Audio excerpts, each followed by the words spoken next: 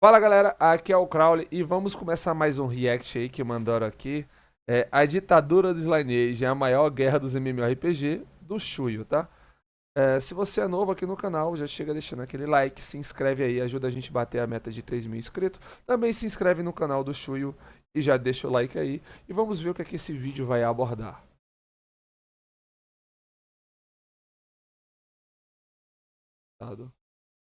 Mal, gente. Sou amado. Bom dia. O que você faria se você tivesse que jogar o seu jogo favorito mediante uma ditadura implantada por outros jogadores? Foi exatamente nessa situação que muitos jogadores Caralho, é sério, mano. Os caras implantaram a ditadura dentro do jogo, porra. de Lineage 2 tiveram durante cerca de 4 anos. Primeiro eu quero dizer que eu pesquisei bem a fundo sobre todo esse evento e hoje eu vou te contar essa história de um jeito que você nunca ouviu, caso você já tenha ouvido ela antes. Vamos começar aí contextualizando sobre o que foi esse evento, né? Lembrando que foi um evento que aconteceu dentro de um MMORPG sul-coreano, então a massacrante maioria dos jogadores aqui eram da Coreia do Sul. Bom, vamos começar então. Isso aqui tá dividido em capítulos, então vamos aí pro capítulo 1. Beleza, gente, capítulo 1 então, visão geral. Vamos passar um resumão aqui do que aconteceu. A história em si não é em relação à ditadura, mas sim em relação à guerra que aconteceu perante essa ditadura. Esse foi o real evento, mas aqui no Brasil você encontra esse assunto como ditadura de Lineage, enquanto em outros locais o evento é conhecido como Bart's Liberation War, ou Guerra de Libertação de Bart's. Essa guerra aconteceu no MMORPG Lineage 2, no servidor chamado Bart's, por isso que tem esse nome. Essa guerra, na verdade, é dividida em dois momentos, e normalmente o primeiro momento é o mais citado quando se trata desse título. No caso, foram duas guerras, né? Nessa guerra aí, os usuários de todos os servidores do jogo se uniram para poder enfrentar uma aliança formada pelos Dragon Knights, também conhecidos como DK, que basicamente assumiram o controle do servidor Bart's através de uma ditadura. Nesse evento, o Bart's Revolutionary Army foi criado. Então, toda vez que eu estiver falando sobre exército revolucionário, exército de Bart's, exército anti-DK, todos esses termos se referem ao mesmo grupo. E aí, como eu tava falando então nesse evento, o exército revolucionário de Bart's foi criado para que essa guerra fosse travada. O número de usuários participantes nessa guerra foi registrado aí em cerca de 200 mil. Sim, mano, 200. Que isso? 200.000 jogadores. Cacetada! Meu amigo do céu, que é isso, cara? Caraca, mano, 200.000 jogadores, cara. Pô, simularam uma guerra da vida real, porra. 200 mil players. Essa guerra aí aconteceu ao longo de 4 anos, na vida real no caso, né? Porque em tempo de jogo, que seria umas 4 horas por dia, seria equivalente aí a 20 anos. Se você joga ou já jogou MMORPG, você já deve ter percebido que eventos parecidos acontecem o tempo todo, mas nesse caso aqui ocorreu em uma escala rara, por isso que ele é tão conhecido. Por ser um evento raro, acabou atraindo a atenção de muitas pessoas, e ele acabou virando até um exemplo representativo aí que reflete a natureza social nos jogos online, por exemplo. Na Coreia, chegou até a ser publicado um artigo de análise sobre esse caso. Cara, dá pra falar que é algo que se compara à Revolução Francesa.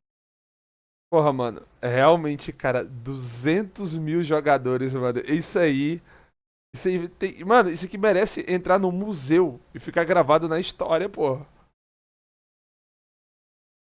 200, mano, mas lembrar uma guerra de guilda, Will, não se compara à quantidade de jogadores. 200.000 jogadores é muita coisa, cara.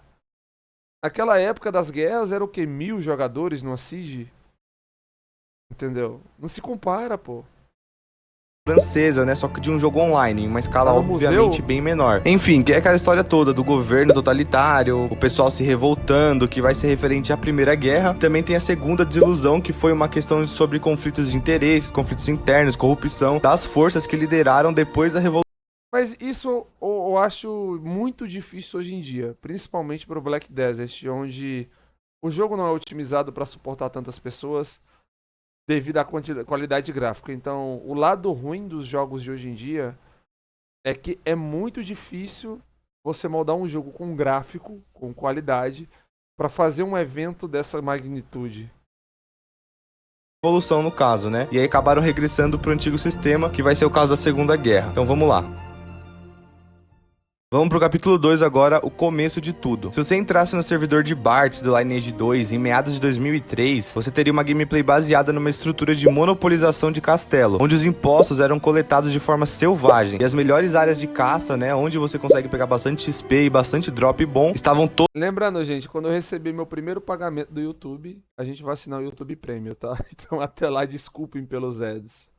A gente tem que dar dinheiro pra galera que tá criando conteúdo também.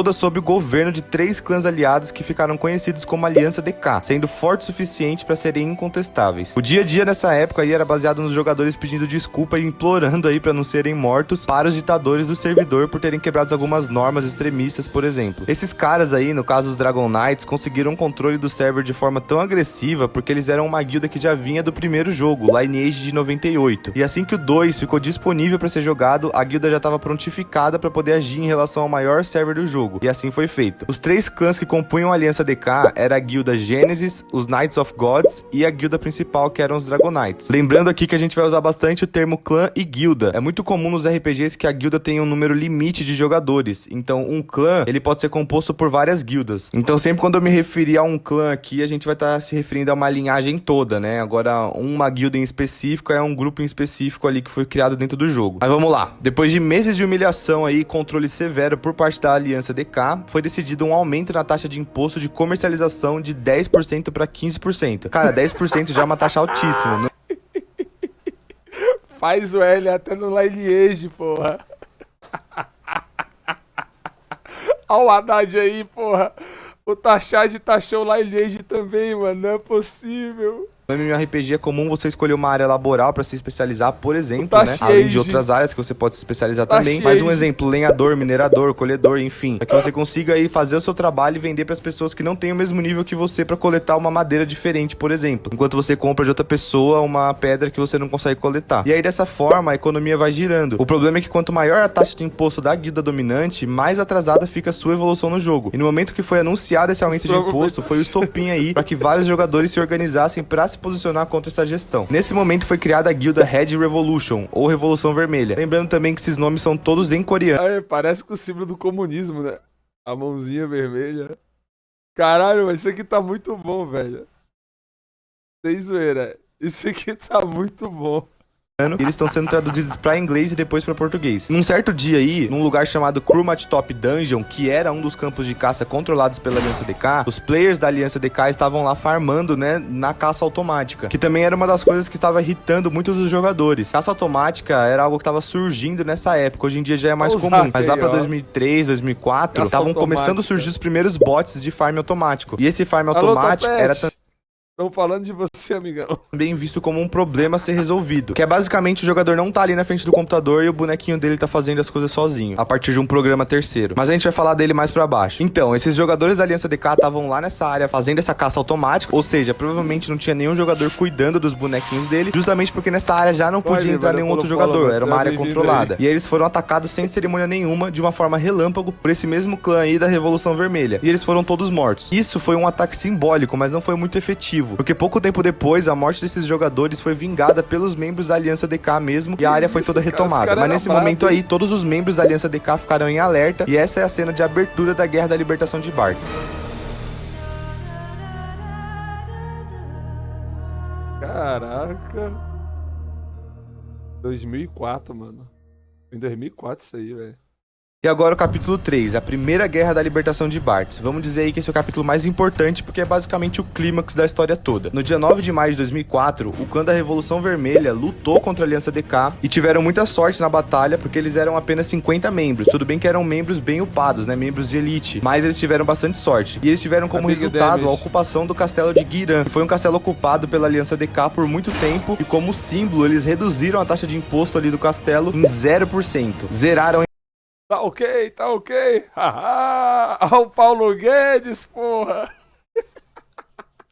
Imposto, totalmente. E durante todo esse período de ocupação do castelo, que durou 2 semanas, a guilda abriu os portões da fortaleza de Giransong, que seria a fortaleza ali em volta, e os usuários do servidor puderam pela primeira vez ver como que era o interior do castelo. A gente tá falando aí de um jogo que teve o beta lançado em 2003, se eu não me engano, então é provável que realmente esses usuários tenham visto o interior desse castelo pela primeira vez nesse momento. Então eles viram lá o interior do castelo de Giran, a estrutura ali da sala de trono, e ficou meio que aberto ali pra todo mundo Cara, mano, sabe o que é que me impressiona nisso tudo, gente? É o seguinte, tudo bem que o jogo não tinha muito gráfico, só que nessa época a gente também não tinha computador foda, né? Eu lembro que em 2005, um Celeron, né? Eu acho que o meu primeiro PC que eu vi foi em 2000, era a CPU deitada com disquete. E como, sem zoeira, como essa galera conseguiu criar jogos que suportavam toda essa quantidade de pessoas, tá? Não, tudo bem do gráfico pra época. Caraca, é a quantidade de gente, mano. É bizarro. Você tá entendendo? Hoje você vai num BDO assim, não dá conta. E a gente tem máquinas super potentes. Porque naquela época, os desenvolvedores de jogos, eles otimizavam o jogo. Hoje em dia você não vê ninguém otimizando o jogo. Entendeu? Só vai criar, pega tudo Ctrl+C, Ctrl+V e pum, né? Quebra tudo. Poder usar coisa que não era quando tava sobre o poder da Aliança DK. E aí dessa forma, essa guilda revolucionária conseguiu acender uma chama esperançosa aí em cada um dos jogadores, abaixando a taxa pra 0% e deixando o pessoal entrar ali pra ver como o castelo era legal. Mas como eu disse, durou 2 semanas, porque a Aliança DK logo tomou o castelo de volta, mas foi numa batalha que fez com que vários jogadores de clãs bem pequenos se registrassem. Mesmo perdendo o domínio do castelo, isso estimulou um sentimento público de muitos jogadores no geral que estavam insatisfeitos com a situação do servidor de Bartz. Como resultado, vários clãs que se mantinham em neutralidade até então, foram eventualmente se posicionando a favor da revolução contra a Aliança DK, formando progressivamente o exército revolucionário anti-DK de Bartz. À medida que a coligação anti-DK foi crescendo, foram realizados aí diversos ataques e pequenas batalhas com o principal intuito de acabar com a ditadura da Aliança DK. Mas por mais que tenham sido bem incômodos e irrelevantes, não foi o suficiente. A coligação anti-DK ainda era muito fraca para poder vencer a aliança. Cara, tá aí uma coisa que a PA poderia adicionar no Black Desert. Dá de volta o poder das taxas pras guildas que dominam o castelo. Mano, isso... isso ia causar um burburinho, tá bom? Isso iria causar um burburinho no jogo, cara. Não, porra, mas traz rivalidade de volta. Hoje o jogo tá muito paz e amor, porra. Entendeu? Daqui a pouco estão substituindo as armas do BDO por livro. E o joguinho é de guerra. Entendeu? Tem que ter um caos de volta no jogo. E foi nesse momento que um apelo foi publicado por um dos jogadores no quadro de avisos do Lineage 2. Uma declaração histórica que foi muito marcante para esse evento. Foi feita aí pelo rei Gyeongdangi, que era um membro dos Naebokdan, que eu vou explicar já já, no dia 16 de junho de 2004. Esse aqui é o apelo, desse jeitinho que tá escrito aqui. Nesta guerra no servidor Bartz, a Aliança Bartz será derrotada se não aproveitarmos o poder dos usuários regulares. Se dezenas de personagens de nível 1 se reunirem e atacarem a Aliança DK, isso causará grandes danos não apenas físicos, mas também psicológicos. Caraca, até os personagens Nesta guerra, level 1. não apenas o servidor Bartz, mas todos os servidores estão prestando atenção ao resultado. Em particular, muitos usuários de servidores amaldiçoados que são Mano, olha o tamanho dessa Zerg, viado. Até os bonecos level 1 foi convocado.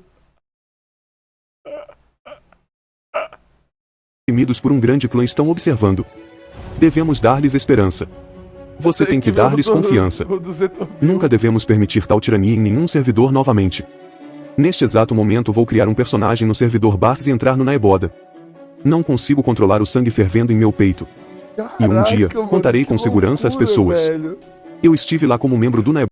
Cara, isso aqui tinha que virar filme. Alô, Netflix. Alô, Amazon Prime. Um roteiro do filme perfeito aí pra vocês, meus amigos. Como vocês não estão fazendo um filme disso, cara? 200 mil. Boda durante a enorme guerra de libertação do 16 de servidor junho de Bartz. 2004. Essa publicação fez bastante sucesso. Nessa época aí era impossível migrar o seu personagem de servidor, então os usuários de outros servidores que estavam querendo ajudar nessa causa precisaram criar os personagens do zero lá no servidor de Bartz. Por conta disso, a maioria desses personagens ficaram nos níveis bem baixos, e como eles eram nível baixo, muitos eram providos apenas das roupinhas iniciais do jogo. Por isso eles decidiram se denominar como Naebokdan. É algo que na Coreia pode ser traduzido aí como roupa íntima ou roupa de verão. Depois desse apelo duelo aí, Era o os peixe Naibokdan quatro pressionaram a dessa Aliança DK com a seguinte tática. Eles migraram em dezenas pra Dragon Dungeon, que era um dos campos de caça de alto nível, que também era controlado pela Aliança, igual a massacrante maioria dos campos de caça, mas principalmente os de alto nível, interrompendo a caça dos membros da Aliança DK que estavam caçando lá. E pra que eles conseguissem fazer esse tipo de ataque, eles tinham uma tática de procurar primeiro o healer mais fraco da Aliança, e aí eles matavam, e depois eles iam começando sempre pelos healers. Dessa forma, eles conseguiram fazer diversas unidades de combate da Aliança se submeter ali. Uma dessas táticas usadas era que os Naibokdan tinham disfarçados entre eles também com as roupas de newbie algum guerreiro de nível altíssimo. E aí no meio da massa de Naibokdan, que era quase impossível distinguir quem que era newbie e quem que não era, eles acabavam sendo surpreendidos ali por algum jogador de alto nível. E por isso foi possível que esses ataques fossem bem sucedidos. Apesar desses ataques contínuos dos Naibokdan e a opinião pública totalmente desfavorável, a Aliança DK se reuniu e decidiu comprar de vez essa guerra, dessa vez aí até o final. Em determinado momento, o exército revolucionário já estava conseguindo travar algumas batalhas em pé de igualdade contra a Aliança DK, mas à medida que eles iam batalhando, não conseguiam ter recurso suficiente para restaurar as armaduras e os equipamentos quebrados. Então, quanto mais a guerra durava, mais o exército anti-DK sofria. Nesse meio tempo, ocorreu a saída do clã Gênesis da Aliança DK. Teve um conflito interno ali entre as lideranças, não se sabe ao certo se eles decidiram sair por conta própria ou se eles foram expulsos, mas foi uma grande perda para a Aliança DK de qualquer jeito, porque esse era o segundo maior clã do servidor. Para efeito de comparação, o número total de guildas e partidos pertencentes ao clã Gênesis era maior que todo o exército revolucionário até então, mas outros dois clãs entraram para a Aliança. Que pariu, mano. Olha o tamanho desse clã, cara. Os caras recrutaram jogador level 1, muita gente entrou no servidor, só o clã Gênesis. Mano, é muito... cara, era gigante o bagulho aí, cara. É clã. Eu tô falando clã. Aliança nesse momento para que essa perda não fosse tão avassaladora, que era o clã Jeong e os Winner. Com a aliança restabelecida, então, os membros da Aliança DK começaram a se reorganizar. No entanto, embora eles tenham saído da aliança, os Gênesis não encerraram seu trabalho. Até o momento, os Gênesis ficavam no castelo de Oren. Era essa a sede deles, que era um dos castelos mais importantes do jogo. Então eles liberaram o acesso do castelo, a gente não sabe o motivo em si, se eles queriam ajudar o exército anti-DK ou se eles só estavam deixando a guerra ali se desenrolar, mas o castelo foi liberado. E o líder do clã Gênesis era tão relevante quanto o Akirus, que era o líder dos DK. Então, com o passar do tempo, o líder da Gênesis acabou tomando o comando de todo o exército anti-DK e a maior parte das estratégias ficaram sob controle dele. E então chega o grande dia 17 de julho de 2004. Nesse dia foi declarado um cerco ao castelo de Aden. Esse era o maior castelo do jogo e até então o mais inalcançável, tido aí como a principal base do clã Dragon Knights e o local mais impossível de ser acessado no servidor. Nesse momento vai ocorrer aí uma batalha sistemática utilizando esses dois castelos, que é o castelo de Oren e o castelo de Aden, baseado nos sistemas de atraso para as inscrições dos cercos. Para quem não sabe, o cerco seria uma guerra travada ali dentro do jogo. Normalmente, quando eu quero dominar um local num RPG, eu tenho que travar essa batalha, eu tenho que abrir um número de inscrição para todos os guerreiros se inscreverem, e aí essa guerra vai ser marcada para um dia, e aí quando chegar esse dia, só os que estão inscritos podem participar. E como que funcionou essa batalha sistemática, que foi basicamente uma das táticas utilizadas pelo líder da Gênesis. Faltando 10 minutos aí pro prazo de inscrição pro cerco de Aden, todas as forças revolucionárias que se inscreveram pra guerra em Oren, que inicialmente era uma guerra fake, né, que a princípio parecia que era o exército anti-DK contra o clã Gênesis, só que eles já estavam do mesmo lado, enquanto o clã Gênesis se inscrevia todo pra poder atacar o castelo de Aden. Pensando nisso, os Dragon Knights se prontificaram pra aproveitar a batalha em Oren e somar as forças pra tomar a antiga sede principal do clã Gênesis, que seria de fato uma grande conquista e poderia até colocar um ponto final na guerra, já que o cerco de Aden só tinha alguns guerreiros do Gênesis inscritos, então eles não precisavam se preocupar muito. Só que aí, faltando 8 minutos pro prazo de inscrição, o clã Gênesis desistiu do cerco de Aden completamente. Essa era a lógica, na verdade, né? Já que eles estavam em poucos, não tinha por que eles continuar com essa guerra. O próprio Dragon Knights já imaginavam que eles iam desistir. Só que aí os Dragon Knights cancelaram também muitas inscrições e somaram ainda mais forças lá no castelo de Oren. E tudo isso ainda fazendo parte da tática, usando o lag do servidor ali, o atraso, né? No caso do servidor para as inscrições, no limite, todas as forças revolucionárias, tanto o exército revolucionário quanto os Gênesis, se inscreveram para atacar Aden nos últimos minutos, cara. Faltando, sei lá, 1 minuto, 2 minutos. E aí, dessa forma, o clã DK acabou entregando de mão beijada o castelo de Aden, porque devido à limitação de tempo do jogo, já era tarde demais para eles se inscreverem pra guerra. E aí, nesse momento, já tinham aí 26 clãs registrados para lutar lá em Aden. E assim, a primeira estratégia após a saída da Gênesis foi bem sucedida. Só que essa batalha aí, que parecia já estar ganha por conta da superioridade numérica, acabou se tornando um pesadelo pro exército revolucionário. Isso porque, a princípio, eles ganhariam no número. Só que eles não esperavam que os poucos guerreiros que ficaram para defender Aden eram nada mais, nada menos que o partido de Akirus, o líder e a principal principal figura de todo o clã DK. O partido era formado pelos guerreiros mais upados e mais habilidosos já vistos em Lineage. No início da guerra, o partido de Acrius aniquilou 3 clãs inteiros da coligação revolucionária em segundos. E em seguida eles já... Mano, que isso, cara? Que isso, velho? Que isso, mano? Os caras eram o quê, mano? Meu Deus do céu. Começaram a devastar toda a linha de frente do exército revolucionário. Dessa forma, as forças anti-DK não estavam conseguindo nem estabelecer um acampamento ali perto da guerra. E assim que isso foi feito, o líder da Gênesis ordenou a retirada do exército revolucionário, pediu para que eles recuassem. E assim o exército revolucionário anti-DK regressou. E assim a Aliança DK conseguiu defender com sucesso o castelo de Aden. Só que aí tem mais um ponto, que isso ainda fazia mais ou menos parte da estratégia. Eles não estavam esperando que eles fossem ser massacrados, mas o fato deles não ganharem a guerra em Aden era sim uma possibilidade. E aí o que aconteceu? Muitas das forças que estavam defendendo o cerco de Aden migraram para o caminho de Oden no intuito de barrar a chegada dos novos jogadores para que o castelo de Oden fosse tomado pela Aliança DK. E assim que a presença da maioria dos membros da Aliança DK foi confirmada na rota, e aí o líder da Gênesis ordenou novamente o cerco de Aden, só que dessa vez a Aliança DK não estava nem esperando, ficaram na ilusão ali de que eles estavam ajudando o cerco no castelo de Oden, só que eles foram atacados novamente em Aden. Dessa forma, o castelo de Oden foi basicamente abandonado pelo exército revolucionário, ficando apenas com um clã para marcar presença, que eram os Revengers. No entanto, no momento que a Aliança DK percebeu que só tinha os Revengers ali defendendo o Oden, eles começaram a cogitar a possibilidade deles estarem ali só ganhando tempo. E eles novamente decidiram voltar para Aden com medo de estar serem atacados, que era o que estava acontecendo. Só que pela regra do jogo, eles não podiam voltar direto pro castelo dessa vez, eles tinham que pelo menos ir para um acampamento ali para uma vila próxima. E o que separava esse castelo da vila era uma rota, e essa rota já estava toda preparada, com membros de guildas pequenas e alguns membros do exército revolucionários que são de nível baixo, que eram jogadores basicamente inúteis em guerras de cerco, porque eles eram muito fracos. Só que eles foram treinados só pra resistir ao longo da entrada do castelo. Isso, e nesse momento ocorreu também um ato marcante. Mano, os caras sacrificaram o jogador. Mano, olha que loucura isso, velho. Os noobzinhos estão lá. Pai, eu sou o escudo. Eu sou o escudinho, vai. Ai, tá ligado? Que foi a formação de barricadas na frente do castelo com cadáveres de jogadores que foram mortos em batalha para poder impedir de forma... Olha isso aqui, velho. Olha isso, cara. Caceta.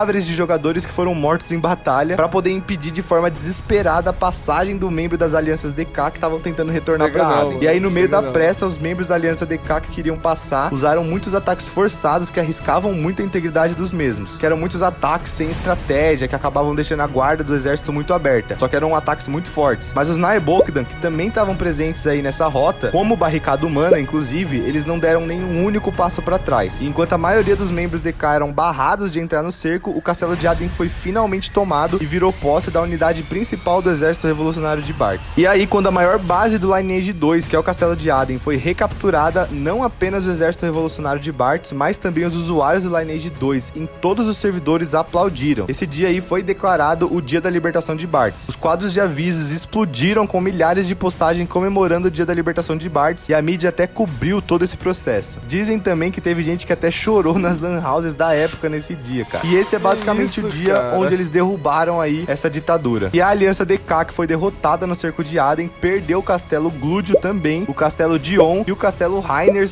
Olha pelo follow, Gabi. Caraca, mano, que loucura, velho.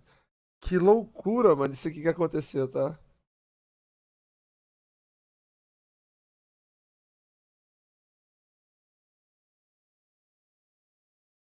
Valeu, Fizak, mano. Tamo junto, cara. O exército revolucionário em novembro de 2004. Ou seja, até novembro de 2004 eles já tinham perdido basicamente tudo. E aí eles apostaram tudo no único castelo que restou, que era o castelo de Giran, que era aquele castelo ali da primeira batalha, que eles abaixaram o imposto pra 0%, mas eles também foram incapazes de ter sucesso. Sendo assim, o último refúgio da Aliança DK foi na Torre da Arrogância, que não era muito eficiente pra progressão de nível, mas como era um terreno vantajoso pra defesa, eles foram meio que forçados a ficar por lá. E aí tem uma ironia muito grande, né? O único lugar que sobrou foi um lugar chamado Torre da Arrogância. Pode-se dizer também que esse foi o período mais bonito aí durante essa Guerra da Libertação, que é o período mais conhecido, né? Que é o famoso Bem Venceu.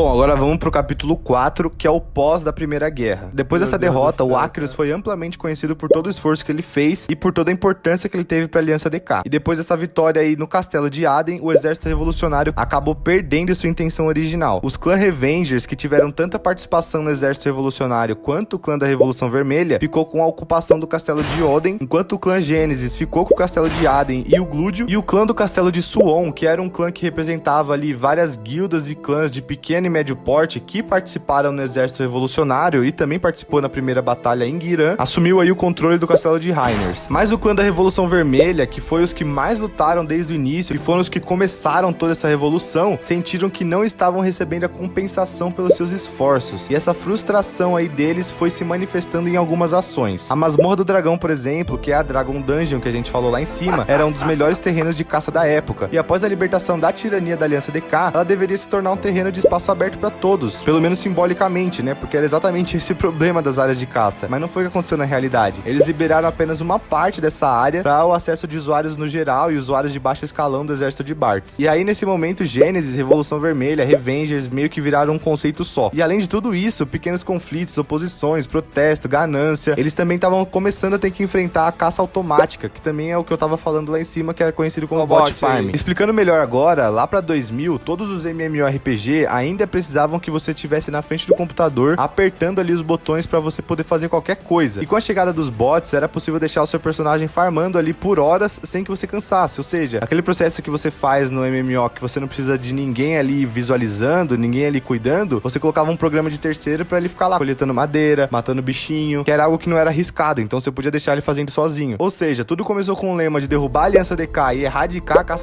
Algo que não é arriscado nada. Hoje em dia isso dá ban, tá? E inclusive no Black Death tá saindo muito ban por causa disso. Não vá nessa não, é o Zed.ex. Automática, estabelecer a liberdade, só que derrubaram a Aliança DK, não erradicaram a caça automática e não estabeleceram a liberdade. Por quê? Porque diante da realidade, né, de ter que compensar essas perdas aí das batalhas, os membros do exército de Bartz começaram eventualmente a controlar áreas de caças aí por conta própria, cada um meio que virou dono do que queria, cada um fazia a briga que queria. E aí começaram a revolução e se tornaram aquilo que combateram. Que loucura.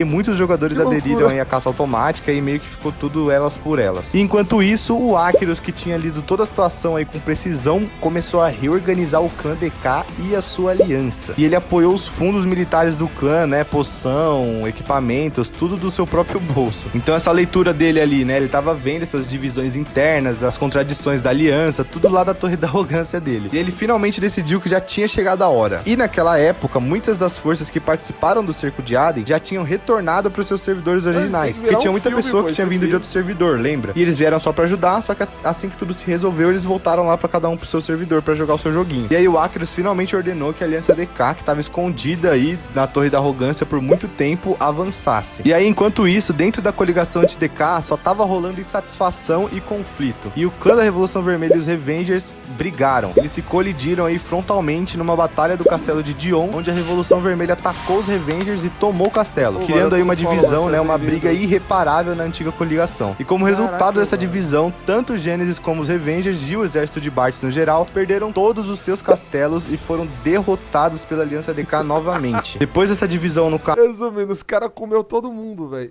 Caralho, o maluco é muito forte, cara. Que isso, velho. Mas o clã da Revolução Vermelha desperdiçou todo o seu poder bélico em pequenas guerras locais e depois da rendição do exército revolucionário, o clã da Revolução Vermelha virou as costas pra todo mundo e foi cuidar da sua vida aí depois de sofrer uma série de derrotas. E depois de um monte de investida aniquiladora, a Aliança DK tinha se restabelecido novamente. E aí no dia 27 de janeiro de 2005, o Acrius declarou uma ordem de extermínio para massacrar todo e qualquer jogador que se unisse ao exército revolucionário por tempo indeterminado. Naquela época, o número de jogadores mortos pela Aliança DK chegava a ser 700 por dia. E agora já não tinha mais nenhuma entidade que conseguia se opor à Aliança DK. Os jogadores no geral e os clãs mais pequenos sofreram umas derrotas aí, cara, miseráveis. E aí eles ficaram todos passivos da gestão da Aliança DK novamente. E acabaram se concentrando em sobreviver e se dispersar aí, ao invés de se unir e resistir igual antes. Dessa forma, todo mundo que restou do exército revolucionário continuou sendo massacrado e sofrendo umas derrotas bem tristes. E com isso aí, a primeira guerra da libertação de Bartz, que teve um ótimo começo, acabou aí com um final bem amargo.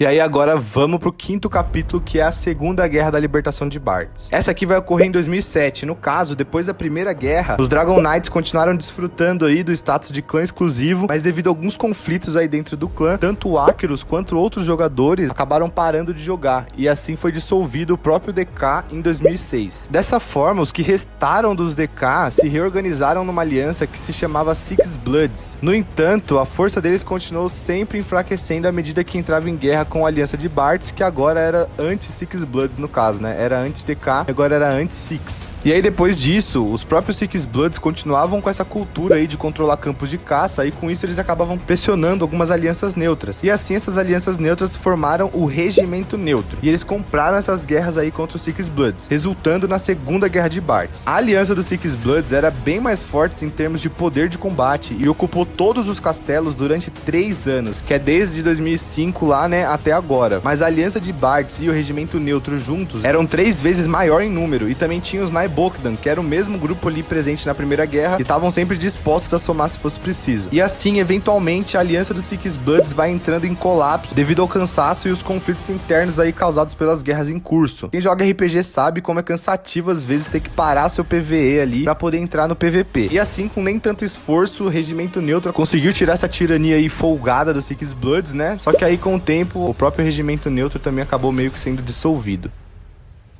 E agora vamos pro capítulo 6, que é o pós da Segunda Guerra. Com esse final da Segunda Guerra, parecia que finalmente o servidor de Bartz estava em paz. No entanto, em 2009, uma guerra eclodiu aí quando o clã da Revolução Vermelha, que se estabeleceu como um dos maiores clãs do servidor, declarou controle novamente dos campos de caça. Isso é bem irônico, né, cara? Porque foram eles que começaram todo esse movimento, né? Foram anti-DK, anti-Six, além de terem participado tanto da Primeira e da Segunda Guerra de Libertação e terem feito aquele ato simbólico de abaixar, né, o imposto para 0% lá em maio de 2004. Mas aí em 2010, vários clãs que foram afiliados aí aos DK depois de ter perdido um monte de castelo aí pra Revolução Vermelha, acabaram se mudando para outro servidor. E ficou por isso mesmo. Essas guerras de cerco aí, tanto grande quanto pequena, ainda ocorrem no servidor de Bartz até hoje. Mas ao contrário da Guerra da Libertação de Bartz, essas guerras aí não são muito diferentes das guerras que ocorrem aí normalmente nos jogos de MMORPG online. Sendo assim, o período pós a Segunda Guerra não é bem descrito de forma precisa em nenhum momento. E aí depois de toda essa luta aí, desde 2004 até 2010, finalmente o servidor de Bartz virou um servidor normal agora, sem tirania nenhuma, sem revolução, sem nada. Agora é um servidor normal. Pode até ser considerado que foi um final feliz. O imposto não tá nem em 0, mas também não tem ninguém brigando por recompensa, mas o imposto também não tá em 10, 15%, né? Tá um jogo normal agora. No entanto, a razão pela qual a Guerra da Libertação de Bartz é falada até hoje, não é porque ela simplesmente teve um final feliz, mas porque foi verdadeiramente humano essa manifestação aí, né? Uma disputa tão feroz por liberdade, por espólios, né? Mas enfim, 10 anos depois de tudo isso, né, em 20 de maio de 2014, a NCSoft, que é a desenvolvedora do jogo, realizou um evento relacionado à Guerra da Libertação de Bartz. E nesse evento aí foi realizada uma entrevista com o Acheros, mano, com o próprio Acheros. E de acordo com ele saiu ali do Lineage depois daquele dia e acabou se concentrando aí nos seus projetos pessoais. Ele também disse que qualquer pessoa que usar o nome Acheros, né, o nickname Acheros em algum outro jogo, era alguém se passando por ele, dando a entender aí que ele não tá mais nesse meio de jogo no geral.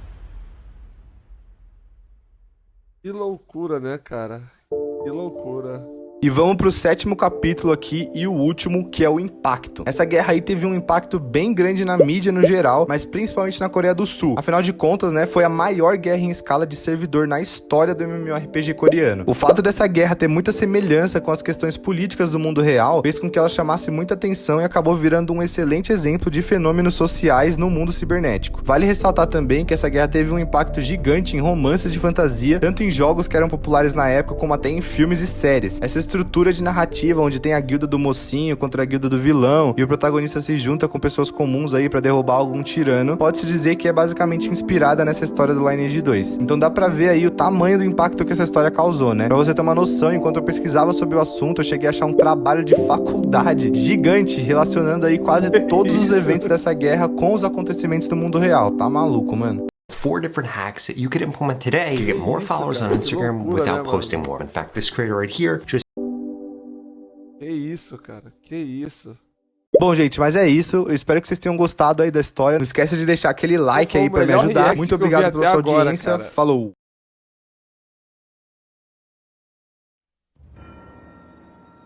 Não tem como. E aí, gente, beleza? O vídeo já acabou, tá? Esse aqui é só um crédito pra poder mostrar um pouco de como foi o trabalho pra poder fazer esse vídeo, caso você tenha se interessado. Bom, primeiro eu queria dizer que esse vídeo foi um trabalho de um mês, se não me engano. Dá pra ver aqui no autosave do Vegas, do Vegas não, do Premiere. Quando foi o primeiro autosave, pra ter uma noção.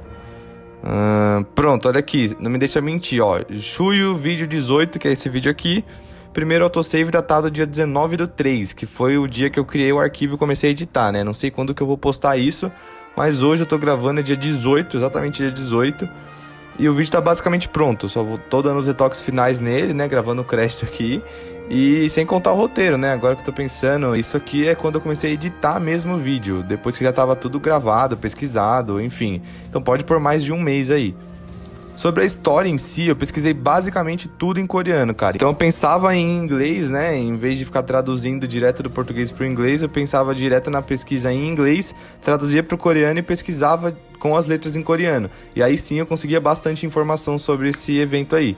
E por que eu fiz tudo isso, cara? Porque basicamente não tem conteúdo sobre esse evento, nem na internet brasileira, nem na internet em inglês aí, no geral. Eu acredito que tenha sido um evento marcante só na Coreia mesmo, e por falta de interesse acabou não sendo traduzido completamente. A primeira história que eu achei sobre esse caso foi nesse site aqui, que fala sobre os 3 eventos mais marcantes aí nos MMORPGs no geral. Que fala da pandemia do WoW, né, que eu acho que é o mais conhecido, e aí tem o Kera Farm, que eu mesmo já fiz um vídeo sobre, tanto no TikTok quanto no Shorts. E como ele deu uma repercussão boa, né, comparado aos outros vídeos que eu tava postando na época, eu decidi fazer esse aqui, que seria um segundo vídeo sobre esses eventos de MMORPG. Mas eu já tenho vários eventos anotados aí pra poder fazer mais vídeos como esses. E tem o terceiro evento, que é a ditadura de Lineage, que é como o evento é conhecido aqui no Brasil. E basicamente todo o conteúdo que tem no Brasil sobre esse evento é baseado nessa publicação desse site aqui, não tem mais nada. E pesquisando no próprio site, as fontes que eles usaram para fazer essa publicação, eu vi 2 sites em coreanos principais que contavam esse evento, que são esses 2 aqui. E foi um processo demorado de tradução, interpretação também, porque só traduzir às vezes não era o suficiente para poder entender. A língua coreana tem uma estrutura de criação bem diferente da nossa, então dá pra ver que muitas vezes eu falava uma coisa e aparecia outra coisa na tela. Igual na hora que eu falo Crumat Top Dungeon, por exemplo, e aparece lá escrito Crumat Tower. É porque eu fiz o vídeo, gravei do jeito que eu consegui interpretar e depois na hora de editar o vídeo eu fiz a pesquisa certinho de como era o mapa do jogo e tal, pra poder colocar os locais certinho pra vocês. Então as informações que estão na tela são basicamente mais corretas do que as que eu tô falando. Mas não é nada que dá problema de entendimento não, enfim. Acontece também que a tradução foi 100% minha. Então se por acaso tiver alguém assistindo isso que manja tudo sobre essa história, algo que eu realmente duvido que aconteça, pode ficar à vontade pra me corrigir aí, mas corrigir com fonte, tá? Pra eu poder confirmar ali também, enfim. E depois disso tudo eu me dediquei a fazer um vídeo bem gostoso aí de assistir, sem ser muito entediante, né? Eu depositei muito nesse vídeo. Eu tô postando ele esperando que ele tenha uma repercussão boa, mano. Pra você me ajudar, cara, basta fazer o clássico, né? Dar aquele like, se inscrever, ativar o sininho, enfim. Compartilhar, comentar alguma coisa aqui legal. Principalmente se você conhece alguma história e gostaria que eu fizesse um vídeo desse. Pode mandar sem medo. Esse aqui é o vídeo 100% editado, ó. Pra quem quiser ver, daqui ele já vai ser renderizado e eu vou preparar pra postar. E é isso, gente. Basicamente... Só para dar os créditos mesmo, deixar aí na tela passando algumas das informações que eu usei, das fontes que eu usei e do material que eu usei também, beleza? Bom, mas é isso, esse aqui foi só um crédito mesmo, só para poder dar uma norteada aí, caso vocês tenham interesse aí em saber como foi feito o vídeo e tal. E eu já agradeci, mas vou agradecer de novo, muito obrigado se você assistiu até aqui, um beijão e falou! Caralho, mano, o que eu vou te falar foi o melhor vídeo que eu vi até hoje, cara, puta que pariu, mano, sem zoeira, sem zoeira. Chuio, cara, eu vou acompanhar mais seus conteúdos, mano. E quando eu tiver condição, vou estar dando suporte aí, porque isso aqui é um trabalho absurdo. Gente, se você curtiu esse react aí, deixa seu like aí, tá? Não esquece também de deixar seu comentário no vídeo para ajudar na divulgação. Compartilhe o máximo que puder, tanto o meu react quanto o vídeo do Chuio. Se inscreve lá no Chuio, deixa o like, tenta dar um suporte lá, um valeu também, que esse vídeo foi muito bom. E até o próximo react. Fui!